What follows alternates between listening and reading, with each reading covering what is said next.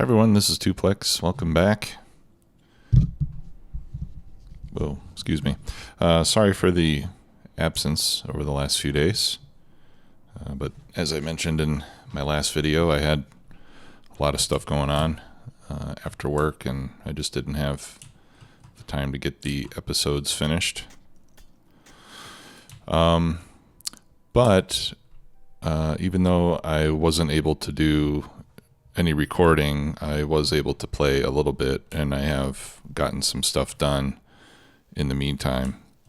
And I know that I risk some people getting upset because not some people don't like it when I do stuff off camera. But you didn't miss a whole lot. I mean, you missed some work, but it's nothing terribly exciting. One thing I've noticed, though, is that we are at our limit on power. So you can see that at nighttime now, we're starting to run down the accumulators, and I don't want that to happen. I'm also noticing, though, that not all of my turbines are running. I wonder why that is. I think we need to take a look at this.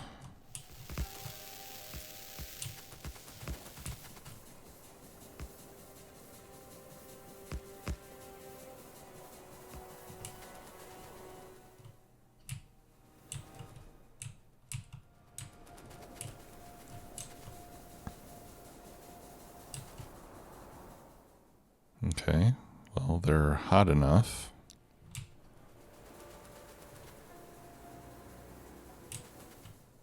And it's weird that I'm getting more steam at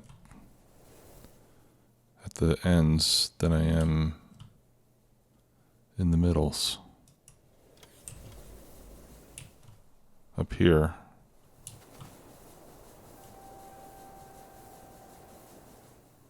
water 86.2.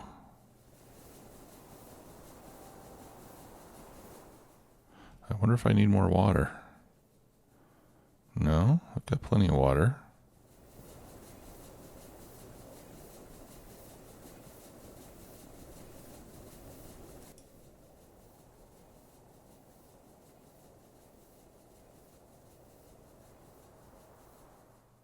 Because it seems like these are not running at full output.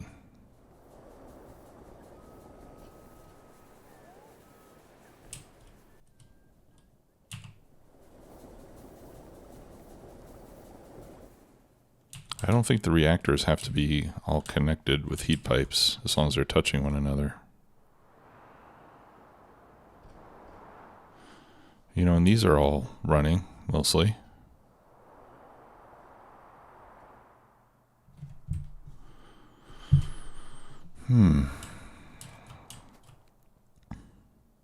I wonder if this has to do with the changes in fluid dynamics that they've made recently.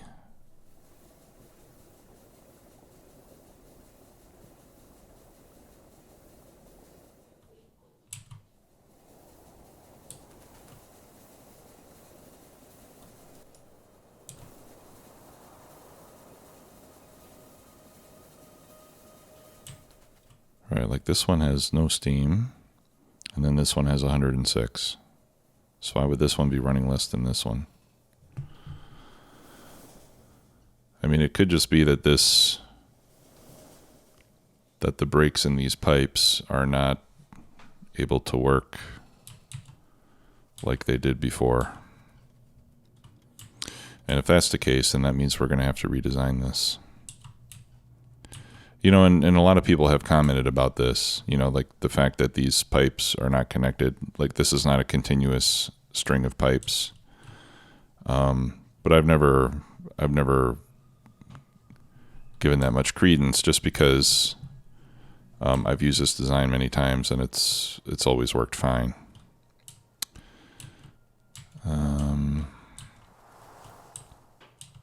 But now it seems that it is not working fine, right?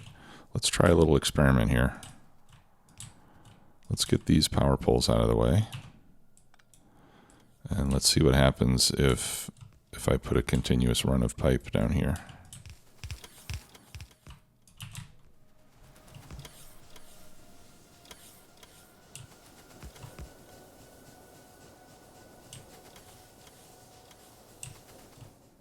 And I've got 8.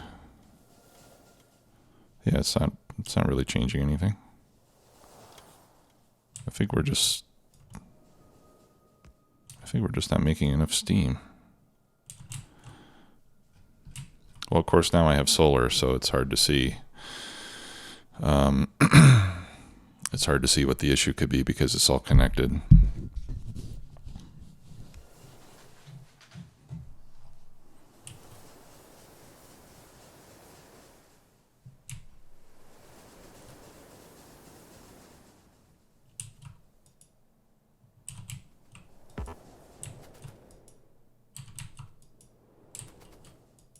And I don't think the temperature matters as long as it's 500, as these all are.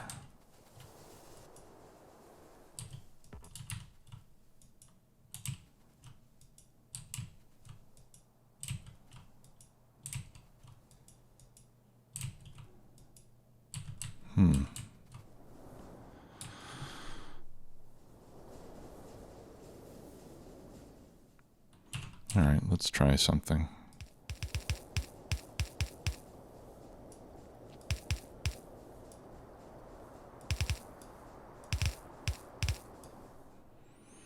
Let's see what happens if we connect all these reactors.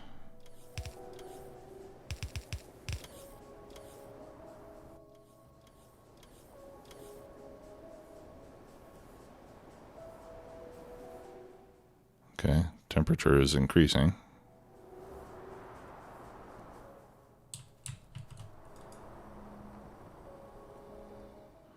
Interesting.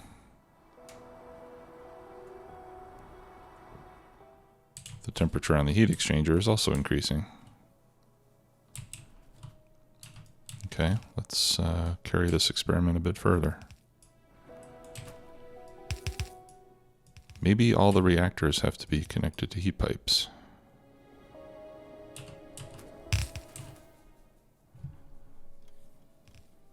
Rather than just touching one another.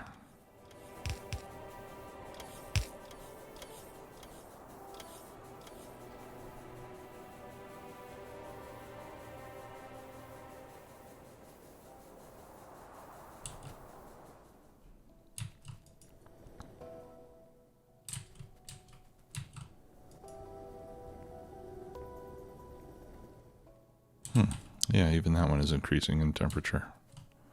Temperature's increasing down here too. It was 500 before. How do I continually do that? Okay, let's do this. Let's do this on the other side as well. Yeah, we're gonna have to move that. Let's just put that down there.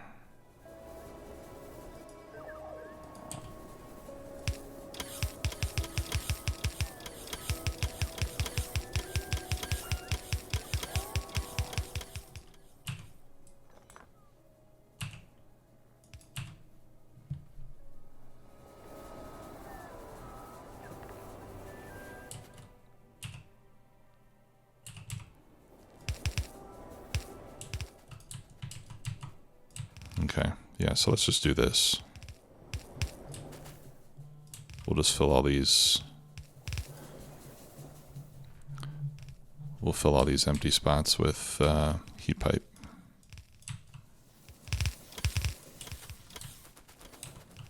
Like that.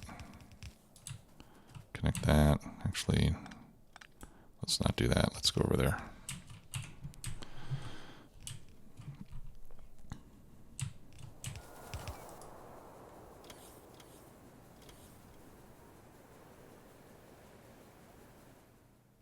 Okay, sun's coming back up. All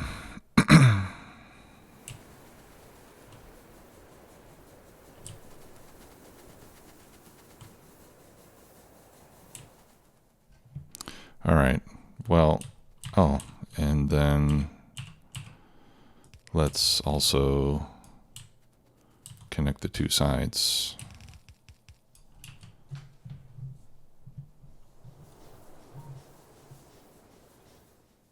And see if that makes any difference. And then I'll do this just to make it more aesthetically pleasing.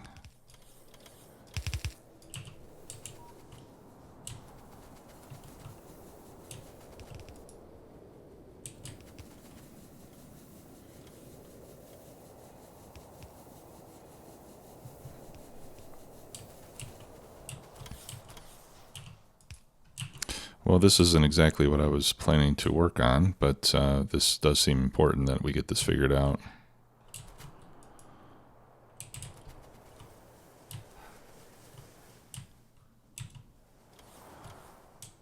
You know what else is strange? It's like a north. It's like a north to south phenomenon here. It's not just the ones that are closest to the reactors. I bet it's got something to do with the fluid dynamics and the way that it's updating the steam in the pipes. I wonder if it would help to have a pump.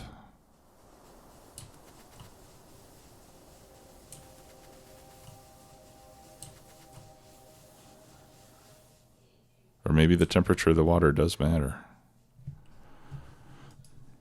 Or the temperature of the exchanger, I should say. Yeah, because you know what? Actually, if it's 500, that probably means that it's not making much steam.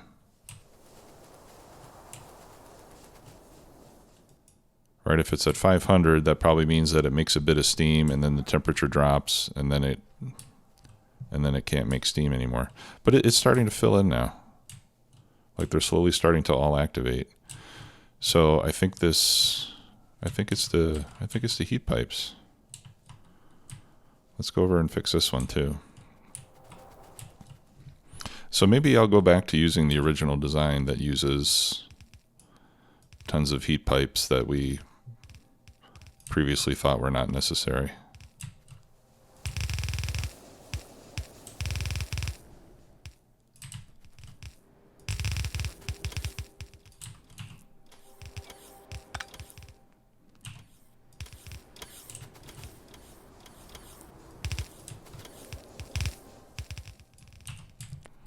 Get everything connected.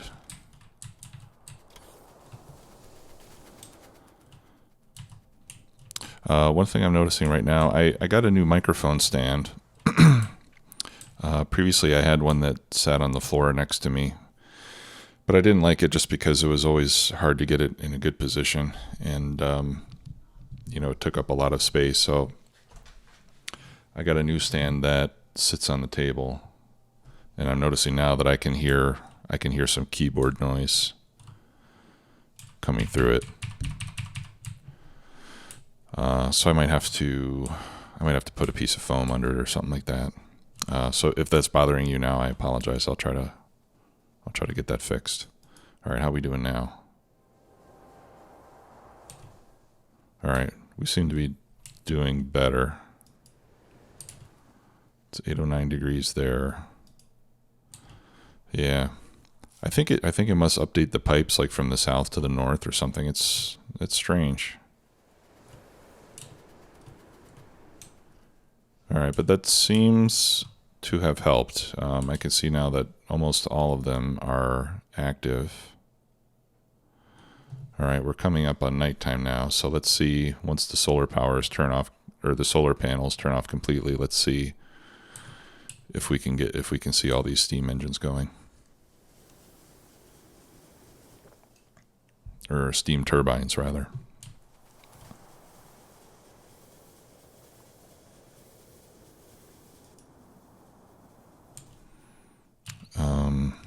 We could also try a second row of heat pipe to see if that helps with the transmission. As per the original design.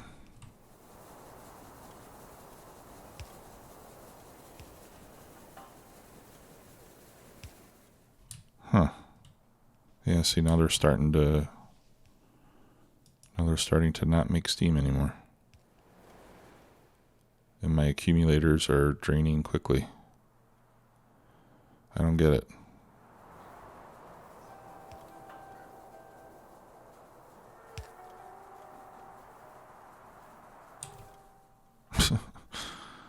I do not understand this. Okay, well, I'm gonna have to do some research on this. Maybe this old design just is not gonna work anymore in the newest version. In the meantime, we still need more power, so I'm gonna add another reactor array here.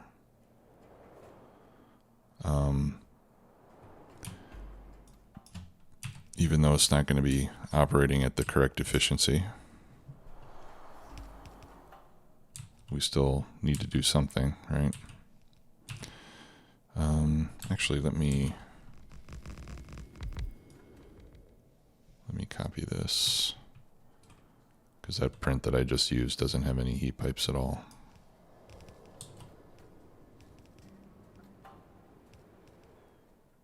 Yeah, like that.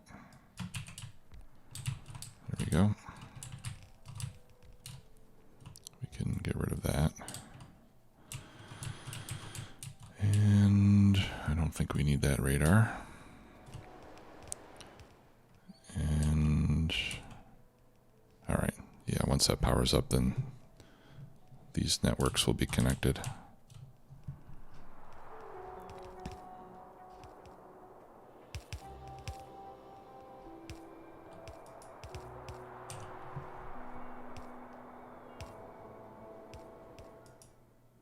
I probably should not have done this at nighttime, since all the bots are going to be using a lot of power.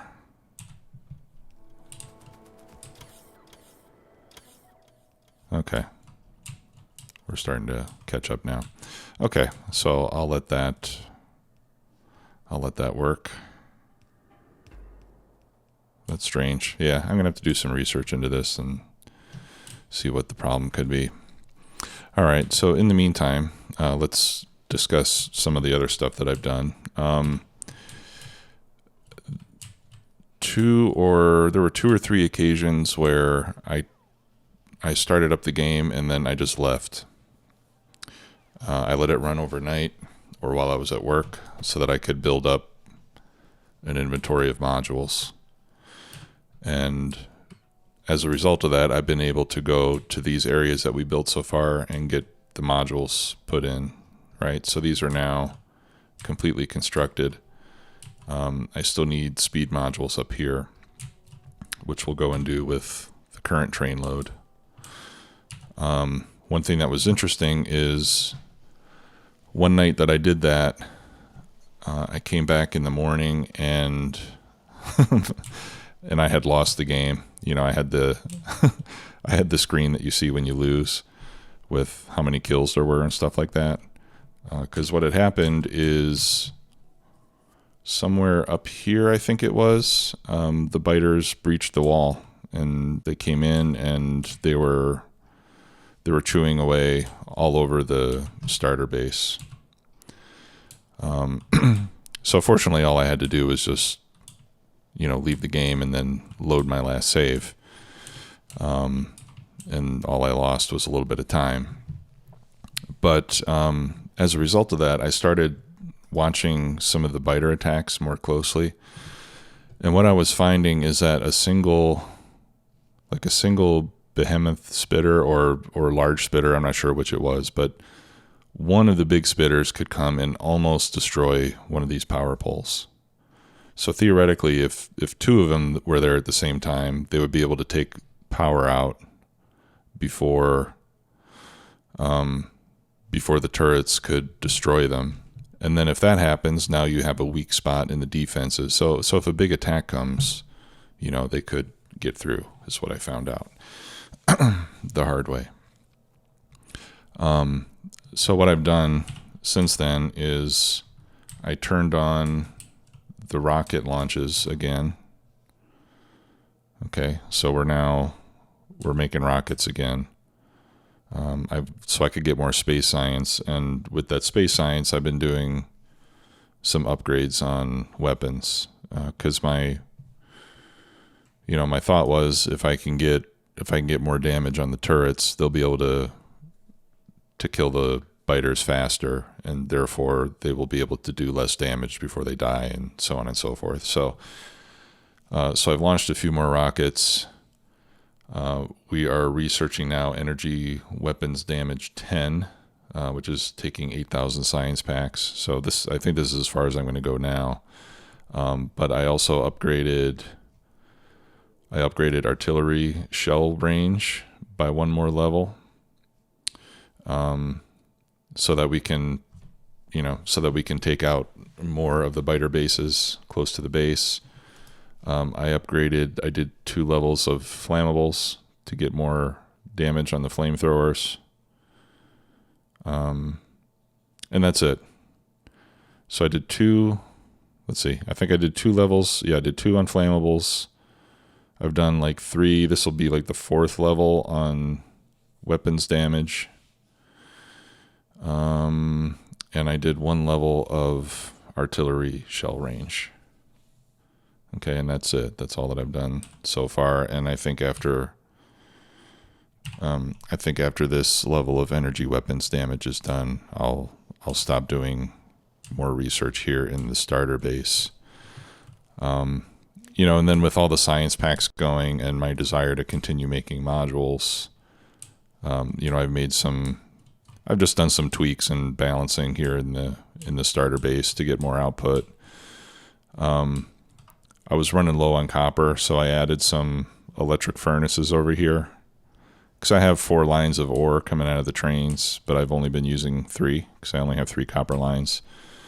So I just added this just to get a little more copper, and then I bring that line over, and I mean the bus itself still only has 3 belts, but they're all blue, right? So I'm just bringing this over and then merging it into these.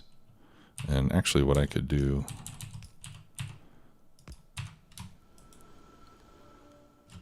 there, that'll help too.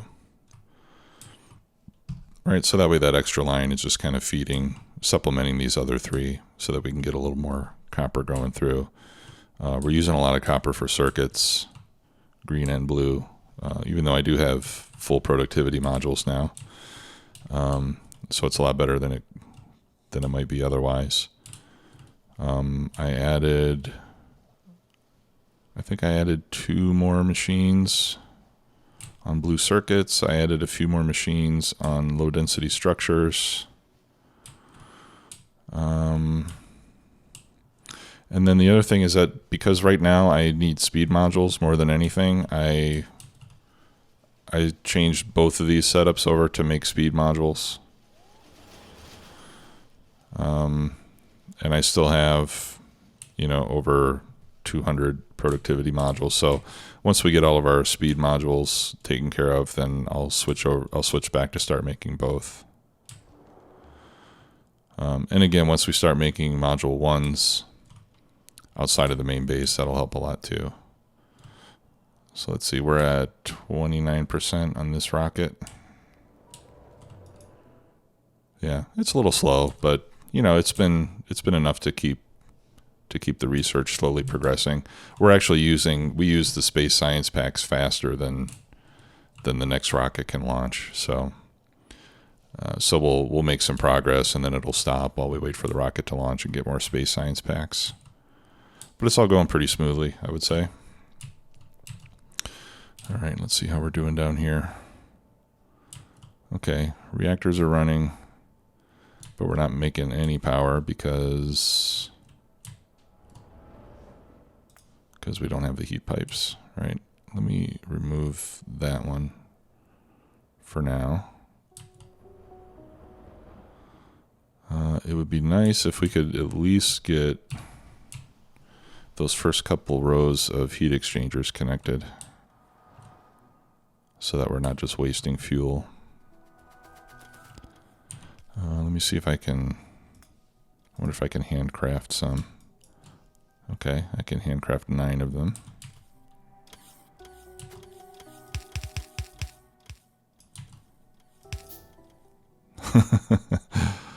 Okay. There we go. Well, we got at least a few of them connected, right? And if I go and grab a bunch of steel and copper plates, then I can craft more.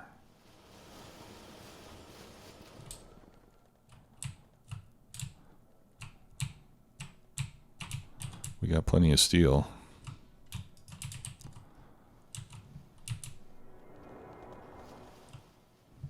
I think the next time I do a vanilla base like this, I'll probably make 4 lines of copper and iron.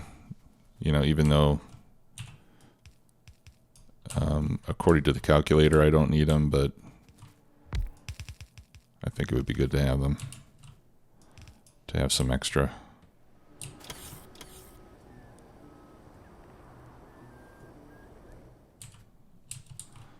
Okay, let's connect that second row, and we'll do the same up here.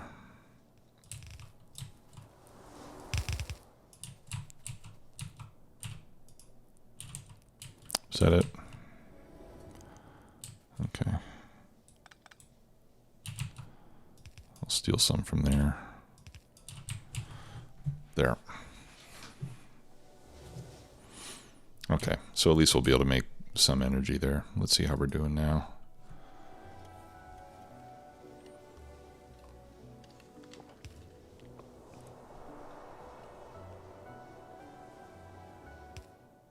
Okay, so it's midday. Solar is pegged where it's at. All right, and we're making 1.2 gigawatts. Oh, look at this. See, these are all running now. That is interesting. Huh. And the temperature is below 500 down there. Weird. I've never seen it go below 500. How does that happen? They've got plenty of water.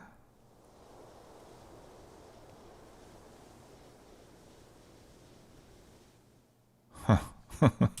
All right. Well, like I said, I'll do some research there. What else? Oh, also, in relation to copper, this mine, with all the circuit and module production that we've been doing, this mine is no longer enough to keep the whole starter base full of copper all the time. So I tapped into this one down here, the one that's next to the iron mine. Okay, I created a second copper station. I linked that up to this main line the same way that this one is linked. And then that comes up here, and then I split off. So here where this one goes up to the iron emptying area, I added a second track that comes up here and then merges into the copper unloading area. Okay, so now here in the main base, I've got 2, or in the starter base, I've got 2 trains bringing copper, and it seems to be more than enough right now. I also updated the color of the trains to match the others. I think it looks really nice when you do that. I think that's about it. I mean, it's a lot. It's a lot of little things that I've done. But as far as building the main parts of the extended base, I haven't made any, I haven't made any changes since the last time we were here. Okay, so let's take the speed modules that we've got. We've got almost a train full. I don't know if we're going to have enough to... No. We need 471. I've got... Well, maybe we do have enough. Let's go see. So we'll go to that station called Tuplex North and see what we can do there. Oh, I've also separated my rail line from the one that the supply trains were using, because when they were both using this same line to get in, or this same line to get in, I was occasionally getting I was occasionally getting 2 trains on the same section of track, causing a traffic jam. So now my rail line to get back to the starter base is completely separate from the supply trains, as you can see right there. All right, now since I've done those few levels of weapons upgrades, I have left this running unattended a couple times since then, and there haven't been any other biter problems. So I think those upgrades were just what I needed. You can see that like one level of energy weapons damage gives you a 70% increase in damage, 70% of base. Right. So right now, our laser turrets are at 440% higher than base damage. And flamethrowers are 220. Right, so we're doing pretty good there. All right, let's turn the bots back on. And let's deploy some of these speed modules.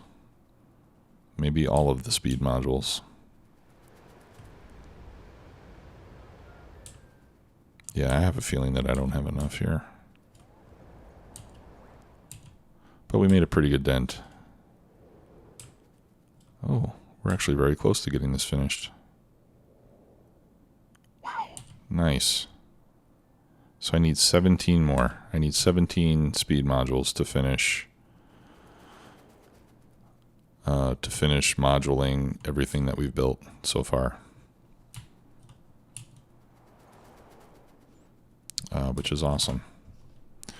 All right, so let's go back. And you can see because of the turret range increase, I've got a much larger buffer between my wall and the nests. I don't know if that actually makes much of a difference in the frequency of attacks, because I'm sure that my pollution... Oh no, look at that. Okay, that's interesting.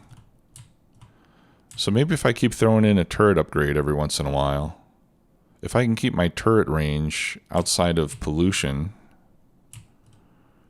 then that would prevent attacks from coming in. I didn't realize my pollution cloud was so was as small. I was expecting by now that it would be way off the edges of the map, but it's actually not too bad. So maybe it would be good to do another level of shell range after this finishes. And then once we get up to 1,000 science a minute, obviously we'll be able to do those upgrades much more quickly, and we can do mining productivity until we need to expand our artillery range farther, and then we can, keep increasing it that way. All right, let's see if I can get 17 speed modules.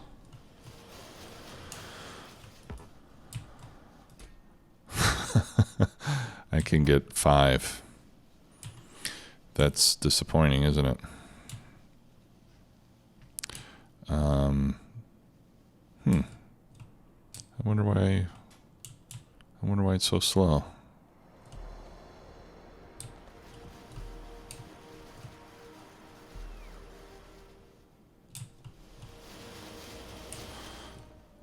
Not enough red circuits. I mean, it seems like it doesn't matter what you do.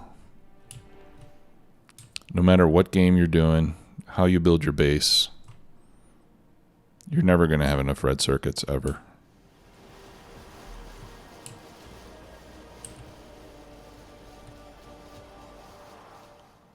Never in a million years will you have enough red circuits.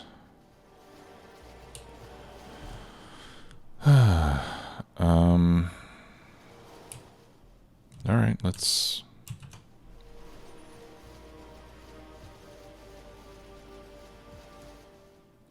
do this again. I got a little bit more room.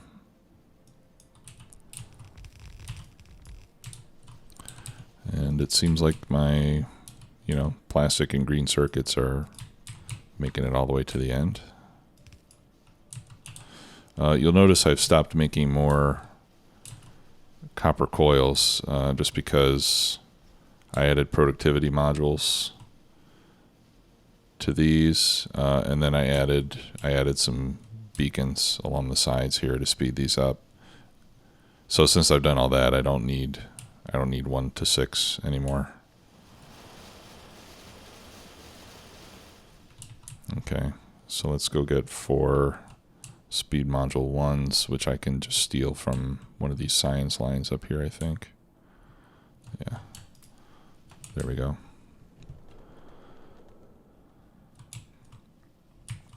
Yeah, so I'm just using level 1 modules in the beacons here and level 3 modules in the machines. Because with the productivity modules, the speed penalty is the same for all levels of productivity module. It's a 15% penalty per module, right? So in that case, you might as well use, since you're going to pay the same price, you might as well use as many modules as you can get. And I think this is probably not helping with my copper. That might be why the circuit production is slowing down, just because I'm using up tons of copper to build this power plant here. And this one, it looks like it's running fine now. So maybe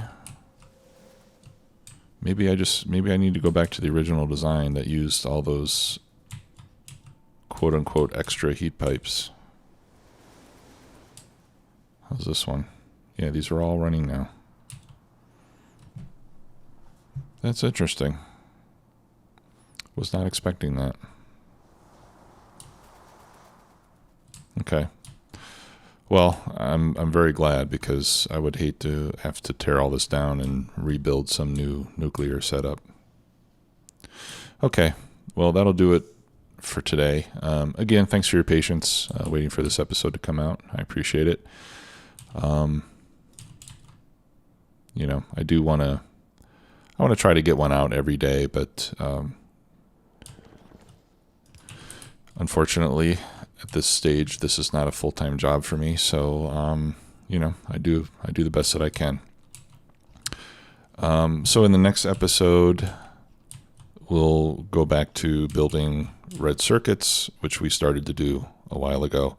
I have been informed that the position of this assembler means that I'm missing all these beacons over here on the side. So I'm going to have to move this over by 1 tile.